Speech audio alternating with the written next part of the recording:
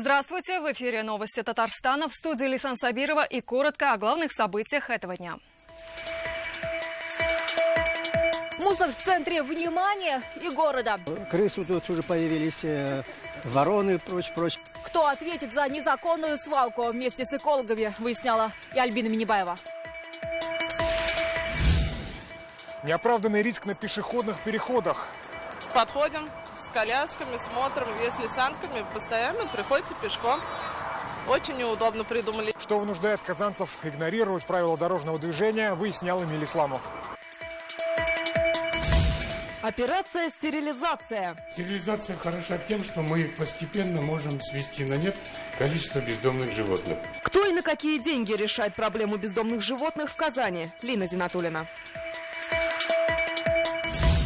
Законотворчество на аутсортинг. Дурные законы, как вы говорите, 3 зубчика чеснока кушать каждый день, они же не проходят и не пройдут. Сделает ли новый юридический центр законы более качественными? В репортаже Альбины Аслагараевой.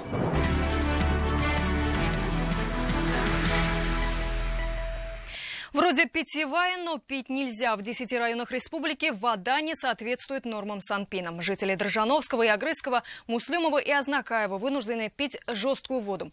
Сегодня к главам этих районов обратилась глава Роспотребнадзора Марина Потяшина. Это недопустимо. Это не единственная проблема в среде обитания, выяснилось на коллегии ведомства. Насколько может быть опасна еда, вода и лекарства? Александра Севастьянова.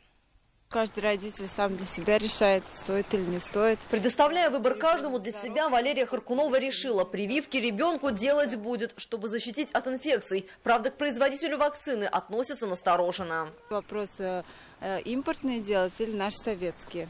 Но многие вот сейчас делают импортные прививки, так как они более щадящие для детей. Не от всех болезней есть российская вакцина. К примеру, препарат против оспы приходится закупать. Выходит дорого. В связи с чем приходится закупать дорогостоящие зарубежные аналоги. И здесь, конечно, вопрос импортозамещения, он чрезвычайно актуален. За 2016 свое мнение против НАЗА поменяли 3000 человек. Но это лишь 19%. Капля в море отказников. Отношение противников ярко выражено в социальных сетях, отметила Адель Вафин. Цепляясь за единичные случаи побочных реакций, информацию тиражируют. В итоге все меньше привитых. В результате эпидемия.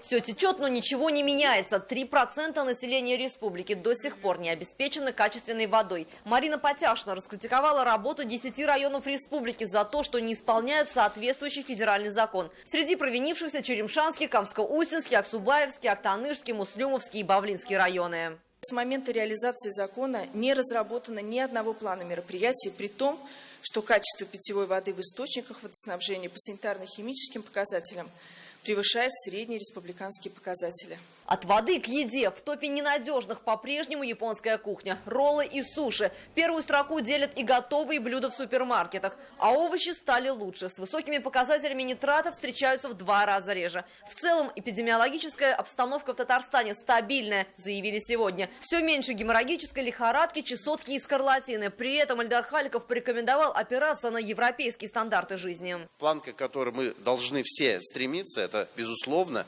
планка, которая показывает, что жители Республики Татарстан в многих направлениях, в различных направлениях, и в индустриальном, и в социальном, и гражданском должны быть не хуже жить, чем житель любого развитого европейского государства. Сравнивая, надо удостовериться, что показатели сравнимы, уточнил премьер-министр. Больницы Татарстана все еще остро нуждаются в ремонте и оборудовании. Более 400 медицинских организаций проверили в 2016 году. В 92% выявили нарушения. Александр Севастьянова, Ильшат Мухаметов, ТНВ, Казань.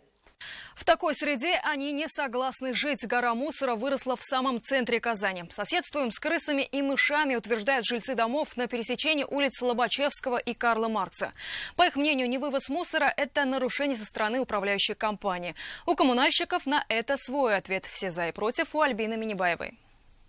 Буквально в пару метрах от дома культурного наследия, уже другое наследие продуктов жизнедеятельности. И судя по этим коробкам и распечатанным документам, свою руку приложили и местные предприниматели. И только благодаря этому дому данное достояние Казани скрывается от глаз туристов. Тут уже появились вороны и прочее. Свалка бытового мусора стала достоянием исторического центра. Полгода жители дома наблюдают, как с каждым днем этот рукотворный памятник крепнет и разрастается. У нас управляющая компания, она есть. Но она не осуществляет. Видите, мусор мы оплачиваем, мусор у нас никто не возит. Письма в управляющую компанию, комитет по благоустройству города и от безысходности в Минэкологию. По морфологическому составу мусора здесь видно, что это отходы образовались не только от жизнедеятельности граждан обычных. С вопросом, не вносят ли свою лепту в гору мусора предприниматели из близлежащих офисов, экологи отправились к ним. В мешках бумага складируется по вызову. Приезжает служба, забирает. Такой договор должен быть у каждого бизнесмена, иначе он под подозрением у экологов. Раньше здесь был полный порядок. Вот. Все убиралось, все было чисто. Но как расторгли договора, так сразу все дело пошло.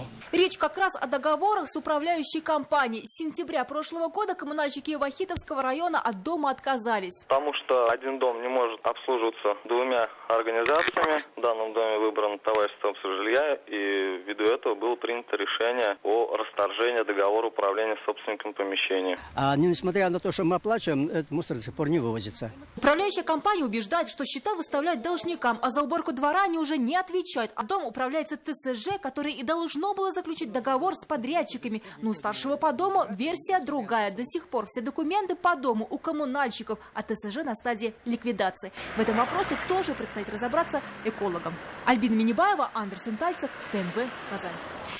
Жители крупных городов республики бьют тревогу. Бездомные собаки сбиваются в стаи и нападают. Это одна из частых жалоб в системе «Народный контроль». На регулирование численности животных ежегодно выделяется десятки миллионов рублей. Только стерилизацией брошенных собак и кошек зачастую приходится заниматься рядовым горожанам. На что идут бюджетные деньги и какими методами решается проблема, разбиралась сегодня Лина Зинатуллина. Фельсина Мухамедханова уже 20 лет заботится о бездомных животных. Кормит, находит для них хозяев и стерилизует на свои деньги. Сегодня она пришла покормить любимую дворовую собаку. Вот только голодных ртов здесь теперь больше. 3 месяца назад у Найды появились щенки. Собака живет во дворе. Ее все любят. Но то, что вот она рожает, и то, что за ней кобели бегают, вот эта вот стерилка, вот она бы решила все эти проблемы. В условиях голода и холода инстинкт сохранения рода заставляет животных размножаться еще активнее. Одна бездомная собака может родить дважды в год, от 6 до 12 щенков. Представим, что половина из них окажутся девочками и уже через полгода тоже принесут потомство. В итоге от одной собаки больше сотни бездомных. Зоозащитников в Казани немало. Вот и сегодня в Госветклинику принесли на стерилизацию бездомную кошку Феньку. Нашла кошку в подъезде, думаю, что ее нужно как-то пристроить, но знаю, что чтобы легче найти хозяина, нужно ее простерилизовать. Каждый месяц в этой клинике получают десяток таких заявок от волонтеров. Так работают 5 участковых лечебниц. Стерилизуют на средства ветеринарного управления или силами самих зоозащитников. За прошлый год операцию прошли больше сотни животных. В городе очень много бездомных животных, а это все-таки стерилизация уменьшает количество их. И не надо их отлавливать и усыплять. Если мы ее стерилизовали, значит, она не может принести потомство, значит, уже количество животных постепенно будет уменьшаться. Ежегодно из бюджета Казани на регулирование численности бездомных животных выделяют миллионы рублей. Более 15 в прошлом году, почти столько же на нынешний. По данным комитета ЖКХ горисполкома, средства на операции получает ООО «Ветдом». За прошлый год, как следует из письма исполкома, Ветдом стерилизовал лишь 500 собак. Учитывая, что средняя цена одной операции около 3000 рублей, получается, что истрачено всего 1,5 миллиона. На что ушло еще 14, нам так и не удалось понять. Ведь не точно адреса, ни телефона этой организации в интернете не найти. Лена Зинатульна, Ренат Сафин, ТНВ, Казань.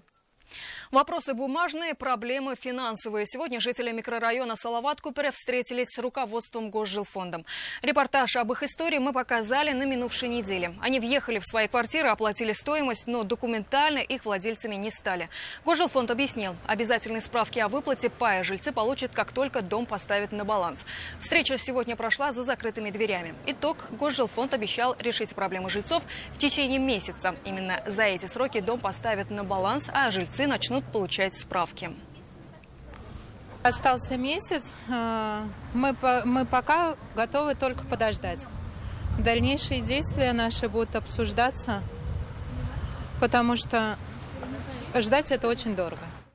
Свою работу депутаты отдадут на аутсорсинг. Сегодня с такой инициативой выступил председатель Госдумы Вячеслав Володин. Планируется создание Центра законотворчества, который поможет парламентариям при написании законов. Значит ли это, что Дума будет работать меньше, но лучше? И что по этому поводу думают эксперты и сами депутаты? Мнение у Альбины Асылгараевой. Повысить качество законотворчества, творить законы не в стенах Госдумы, а на стороне, предложили парламентарии. Половина депутатов – новички, только с гражданки. Им нужна помощь. Такую возможность мы видим в создании Центра законотворчества, который мог бы оказывать экспертную, методологическую помощь в написании законопроектов субъектам законотворческой инициативы. Центр будет неким фильтром, говорят депутаты. Юристы будут объяснять и разъяснять народным избранникам нецелесообразность, а иногда и нелепость некоторых законопроектов. А такие были. Депутаты «Справедливой России» предлагали установить какие-то законодательные ограничения на высоту каблука, на то, чтобы, нижняя одежда шилась из определенных материалов. Юристам Центра думать за тех, кто сидит в Думе, не придется, говорят депутаты. Каждый будет заниматься своим делом. Центр не подменяет под себя законотворческую инициативу. Это за депутатом содержание, тема, направление. То есть это все определяет, скажем так, депутат, а уже вот обернуть в виде законопроекта, с юридической правовой точки зрения правильно выстроить, если будет такая поддержка, было бы здорово. К примеру, депутатам Татарстанского Госсовета дополнительная юридическая помощь не нужна, считают местные парламентарии. Перед тем, как попасть в Госдуму, законодательная инициатива проходит 7 кругов проверки на местах. Создать вот такой, будем говорить, уже отдельный центр законотворчества, который якобы будет и нам помогать, то слава богу. Но лишь бы сегодня тяжелое время, я думаю, не за счет бы это было расширение людей, количества. У нас чиновников так-то много, я считаю. Сегодня в Госдуме уже существует правовое управление, но идею Вячеслава Володина уже поддержали во всех фракциях. А вот мнения татарстанцев разделились. Нет, конечно, уже сколько им всего можно и сколько на них государство тратит. Это же наложнее наши тратятся, в конце концов. Мне кажется, все-таки стоит, потому что законы меняются, и они не успевают следить, так как у них есть полно других дел. Если уже есть одно, это получается масло масляное, тогда нет, тогда, я считаю, не надо. Эксперты считают, что в данном вопросе есть несколько аспектов. Главный – учесть баланс при написании законов. С одной стороны, это различные социальные интересы, которые представлены через наших народных избранников в Государственной Думе, а с другой стороны, это профессионализм тех людей, которые эти законы составляют. Поэтому экспертиза нужна, это замечательно и хорошо, но без самих депутатов, которые бы только отправляли законы на экспертизу, соответственно, мне кажется, процесс неосуществим. Когда заработает Центр законотворчества и заработает ли он вообще, пока непонятно, но уже известно одно, что в основном депутаты Госдумы не против дополнительной помощи. И справедливости ради хочется отметить, что подобные юридические центры законотворчества при парламентах уже давно работают за рубежом. Альбина Асылгараева, Андрей Корсинский, ТНВ, Казань. Штраф увеличить в 2 раза. За отказ пропустить пешехода на зебре правительство решило наказывать жестче. Вместо 1500 рублей – 2500. Законопроект намерены отправить в Госдуму. ГИБДД республики обеспокоены. На переходах начали чаще сбивать детей. Почему так происходит? Жизненно важным вопросом сегодня задался Эмиль Исламов. Произошло опрокидывание автомобиля. Получила травму обеих костей предплечья, перелом. Детский травматолог Петр Андреев классифицирует травмы по характеру ДТП. Ушибы, переломы, сотрясения и гематомы. У каждой аварии свои последствия. Но причины у детского травматизма на дорогах всегда одинаковые. Дети они не в состоянии адекватно оценить сложившуюся ситуацию на дороге, понимаете? То есть у них реакция не совсем правильная и верная. То есть она не жизнесохраняющая, так не органосберегающая. Эти кадры шокировали всю республику. К счастью, в этом ДТП в Нижнекамске все остались живы. Хотя ежегодно под колесами автомобилей только в Казани гибнет от 14 до 16 детей. Причина – несоблюдение правил дорожного движения. Но мы проходим, потому что мы все время с детьми ходим, и проходим только где пешеходные. И детям тоже так же говорим, чтобы они проходили. Пошли, Софина. Кстати, закон обязывает располагать в шаговой доступности от школ и прочих общественных учреждений оборудованные пешеходные переходы. Но, как показывает печальная статистика, наезды на детей совершаются даже на зебрах в присутствии взрослых. Постоянно мучимся, подходим с колясками, смотрим, если с санками, постоянно приходится пешком. У нас везде Вазина так, да. А лифты не помогают вам? Они не работают нигде. Нарушать правила дорожного движения и идти на неоправданный риск пешеходов в основном вынуждают непредвиденные обстоятельства, например, в виде таких огромных нерегулируемых переходов. Но для таких случаев есть, конечно, пешеходные переходы наземного типа. Правда, преодолеть такую лестницу может себе позволить далеко не каждый пешеход. Используют световозвращающие элементы, такие как это браслеты. Они одеваются на верхнюю одежду. Такие элементы позволяют сделать ребенка заметнее на дороге. Принцип «предупрежден, значит вооружен» подходит к этой ситуации как нельзя лучше. С начала этого года на дорогах Казани уже произошло 11 ДТП с участием детей, 5 из которых на пешеходном переходе. Эмилий Исламов, Александр Лобанов, ТНВ «Казань». Это новости на ТНВ и далее в выпуске. Экзамены на прочность. Я вот официально заявляю, что обязательно предметов будет только 2. К чему выпускникам быть готовым на экзаменах этого года, узнал Рамиль Шайдуллин. На все руки мастера. Улыбаются даже ювелир. С будущими ювелирами, участниками чемпионата WorldSkills познакомилась Лина Зинатуллина.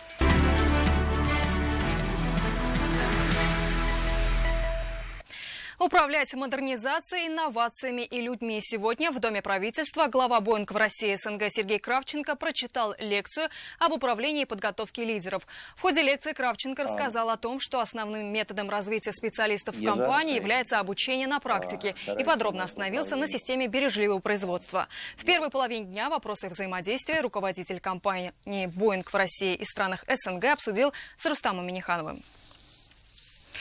Как продлить жизнь бумагам полувековой давности? Нужна ли архивная служба и как она работает? Сегодня об этом говорили на итоговой коллегии Республиканского архива. Его ждут большие перемены. Служба постепенно переходит на электронный документооборот. А скоро архивная служба получит новое здание. Как сохранить и уместить миллионы документов? Аделя Коломеец. Мы не в кинотеатре, и это не пример какого-то нашумевшего блокбастера. Это просто короткометражный фильм о документах, о том, как важно их хранить. Так необычно сегодня началась итоговая коллегия Госкомархива Республики. Нужен ли госархив в век цифровых технологий? Ответ – да, а в пример типичная ситуация из жизни. Внук его сделал, не селфи, а его снял на, так сказать, телефон. Ты же этот телефон-то внукам ты своим не оставишь. В 2016-м к архивариусам республики обратилось более 500 000 человек. Самые частые запросы – стаж работы, зарплата, имущественные документы. Хранят в архиве личные коллекции политических деятелей, актеров, журналистов, историю республики и страны в целом. Архив – это наша гордость, считает президент. Наша страна с огромной историей, с огромным количеством документов. И это бесценные документы, они, конечно же, могут исчезнуть. Вряд ли что-то исчезнет. Республиканский архив постепенно внедряет новые технологии. Как президенту показали наглядно. Вот, к примеру, аппарат сканирования. В архивной службе он незаменим. Документ 18 века. Специальной ручкой мы обводим все эти буквы для того, чтобы сам документ стал контрастным. А этот самостоятельный сканер пока нигде не используют, но собираются. Теперь любой посетитель архива может получить архивный документ в электронном виде. Статьи, документы, зарисовки – все в планшет или на телефон. Удобно и практично, и скоро вдвойне. Государственный архив Татарстана в первом квартале отпразднует новоселье на Новопесочной, 44. Аделя Коломеец, Алексей Алексеев, ТНВ, Казань. Лучшие товары, достойные награды. Сегодня чествовали победителей конкурсов «100 лучших товаров России». В этом году на конкурс заявилось более 400 участников. Среди них известные компании, частные мастера. Спецприз инноваций 2016 получила компания «Таиф НК» за внедрение производства передовых технологий. Победителем в номинации «Лидер качества» вновь стал Нижнекамск нефтехим. Самые лучшие продукты получают особую эмблему «100 лучших товаров в России». Подробный репортаж мы покажем в следующем выпуске новостей в 21:30. Экзамены по-новому. В этом году ЕГЭ в Татарстане будут сдавать более 14,5 тысяч учеников. Кроме наблюдателей, системы видеонаблюдения будут и нововведения. Для безопасности бланки с вопросами учащиеся получат свеженапечатанными. Насколько это реально на местах, Рамиль Шайдуллин подробнее. До звонка полчаса в 12-й гимназии математика. Этот предмет остается обязательным к сдаче наряду с русским. Остальные на выбор. Выпускница Диора Рашидова выбрала английский язык и обществознание как наиболее подходящие для будущей профессии. Так как планирую работать и быть переводчиком в языках английский, испанский, может быть, в будущем выберу и другие, если будет такая возможность. Успешно сдать ЕГЭ в этом году шансов не меньше, чем в прошлом. По химии, физике или биологии составители даже убрали тестовые части. На прошлых госэкзаменах такую практику опробовали на обществознании, истории и информатике. По всем этим предметам средний балл по Республике Татарстан возрос. А вот чтобы баллы не росли из-за шпаргалок, вопросы на экзамене решено выдавать буквально из печи. В борьбе с утечками с этого года задания ЕГЭ выпускники будут не просто получать в кабинетах, на их глазах их будут печатать. Каждый КИМ будет уникальным. Поставкой оборудования займутся специализированные организации. Оборудование – это одна тема. А непосредственно процедура экзамена, она будет проводиться уже государственными органами, организаторами в аудиториях. С ЕГЭ для школьников Минобрнауки готовит ЕГЭ и для родителей. Это будет акция, где взрослые смогут поддержать детей. Поддержка родителей играет очень важную роль. Самое главное – это именно уверенность в себе. Ребенок должен быть уверен, что он справится. Дело выпускников теперь за малым. Быть готовым не на пятерки, а на десятки баллов по обязательным и выбранным предметам. Рамиль Шайдуллин, Андрей Корсинский, ТНВ, Казань. Профессионалы на вес золота. Студенты республики готовятся к мировому чемпионату WorldSkills. В октябре этого года он пройдет в Арабских Эмиратах, а уже через неделю в Казани начнется региональный этап первенства. Пока же ежедневные тренировки. Лена Зинатуллина сегодня увидела, как в руках молодых ювелиров металл превращается в драгоценное украшение. За несколько недель до конкурса делается чертеж. От чертежа до шедевра. Тагир Аюпов тренируется быстро и четко выполнять конкурсные задания чемпионата рабочих профессий. Серьги, кольца, подвески, чего только он не сделал всего за год обучения. А вот на WorldSkills отправится впервые. Свою жизнь с профессией ювелира юноша связал случайно. Попробовал и втянулся. Друзья и семья только за. Бывает, что они просят, там, что это ты ювелир, там, заказывают, что там какие-то значки или брелки. Родители, они говорят, молодец, профессия нужна. Пока шумят станки, внутри полный штиль. Будущих участников WorldSkills готовят еще и морально, на специальных тренингах. Обучали нас английскому языку, стрессоустойчивости, чтобы не испугаться любой ситуации и повести себя правильно. Готовятся к чемпионату 6 студентов техникума. Уже с сентября тренировки и еще раз тренировки.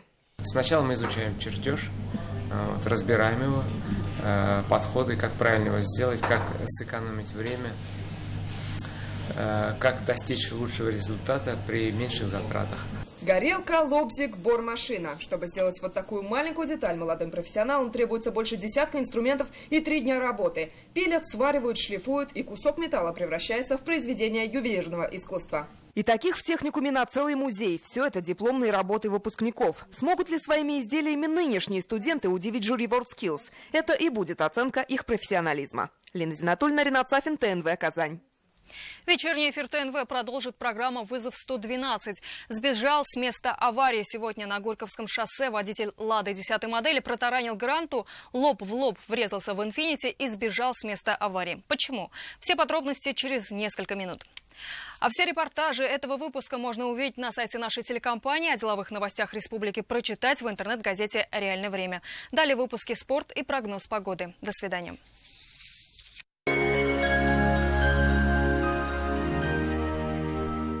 Елның күтіп алынган вакыйгасы. 25 февраль. Пирамида концертлар залы. 4-нче тапкыр Болгар радиосы милли музыка премиясын тапшыру тантанасы. Бу заводка келгәндә миңа бөтен нәрсә бик катлаулы тоелган иде. Бераз куркытып та җибәрде хәтта. Аннары өйрәнеп киттем инде. Монда үз эшенең осталары эшли, тәҗрибә уртаклашыр кешеләр күп. Иң мөһиме бер урында тапталмаска һәм яңалыклардан курыкмаска.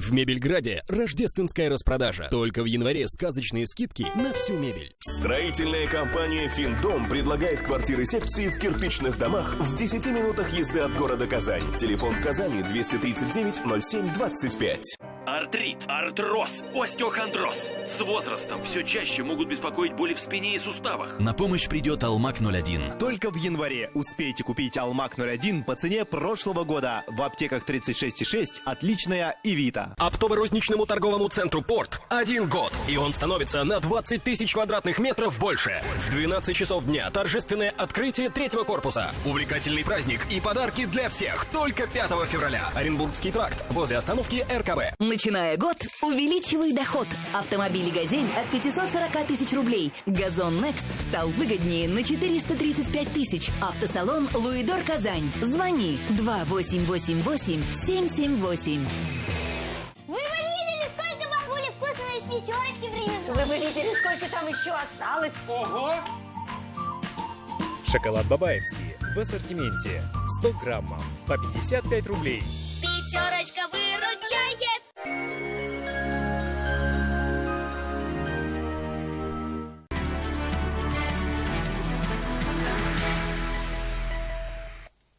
Добрый вечер. Время новостей спорт на ТНВ. В студии Алмаз Гафиятов. Еще на один шаг отдалился от зоны плей-офф Нижнекамский нефтехимик. Команда принимала соседа по турнирной таблице хоккейный клуб «Сибирь». В состав татарстанцев вернулся лучший бомбардир коллектива Дэн Секстон. Американец из-за травмы не играл почти месяц. Вот только помочь нефтехимику игрок матча всех звезд не смог. Стартовый период остался за новосибирцами 0-1. Во втором отрезке поединка чех Адам Палашек счет удвоил. А в заключительной 20-минутке все тот же Степан Санников устанавливает окончательный результат 0-3. Несмотря на многочисленные атаки подопечных Андрея Назарова, вратарь гостей Дэнни Тейлор в этот день был непробиваем. Уже завтра «Сибирь» в Казани играет с «Акбарсом».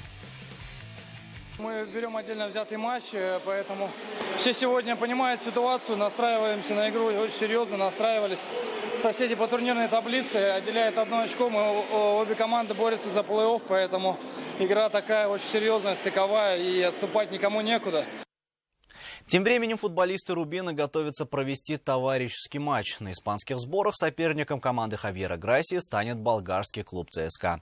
Встреча состоится на тренировочном поле «Рубина» в четверг и начнется в 14:00 по московскому времени. Софийский ЦСКА – самый титулованный клуб Болгарии. Столичная команда завоевала 31 чемпионский титул, 20 кубков страны, дважды добиралась до полуфиналов Лиги чемпионов. Для «Рубина» встреча с ЦСКА станет первой в году, а вот соперники свой первый контрольный матч уже провели. 22 января со счетом 2-1 был обыгран московский «Локомотив». На гол железнодорожника Ндинге болгары ответили точными ударами Роя Педро и Томислава Ярданова. В команде царит очень хорошая, дружественная и рабочая атмосфера. У российских команд достаточно длинные сборы и много физической работы. Но тем не менее, первая неделя подходит к концу, и мне все нравится. 44 медали на турнире «Крылатый Зеланд» завоевали татарстанцы. В Казани завершились всероссийские старты по бадминтону. Помимо нашей республики на корт вышли 190 спортсменов из Москвы, Ленинградской, Нижегородской областей и других регионов страны. В юношеском турнире на счету татарстанцев 32 награды, 2 золотые, 10 серебряных и 20 бронзовых. В соревнованиях среди взрослых представители республики добавили в копилку еще 12 медалей, 7 из которых высшего достоинства, 1 серебряная и еще 4 бронзовые награды. И это все новости спорта к данной минуте. Будьте здоровы и занимайтесь спортом. До свидания.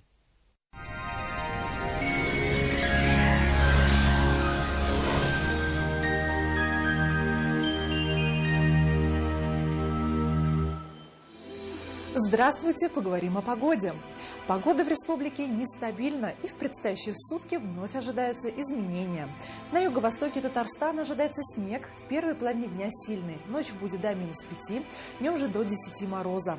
На северо-востоке ночью снег и -18, днем же осадки будут маловероятны, температура воздуха составит до 15 градусов мороза. На севере Татарстана будет облачно, возможен снег, ночью -18, днем же до 14 градусов ниже 0. На северо-западе ночью небольшой снег и до -10, днем же ясно, без осадков, похолодает до -16 градусов. На юго-западе ночью небольшой снег и -5, днем уже преимущественно без осадков и до -12. В центральном районе республики ожидается снег, местами сильный. Ночью будет до -18, днем же до 12 мороза. В последующие сутки температура продолжит понижаться и уже значительно похолодает. Предстоящей ночью в Казани ожидается снег и до 10 градусов мороза. Днем будет ясно и до 15 градусов ниже 0. Ветер юго-западный с порывами. Атмосферное давление составит 756 миллиметров ртутного столба. Влажность воздуха 75%. На этом наш выпуск завершен. В студии была Маргарита Павлушина. До свидания.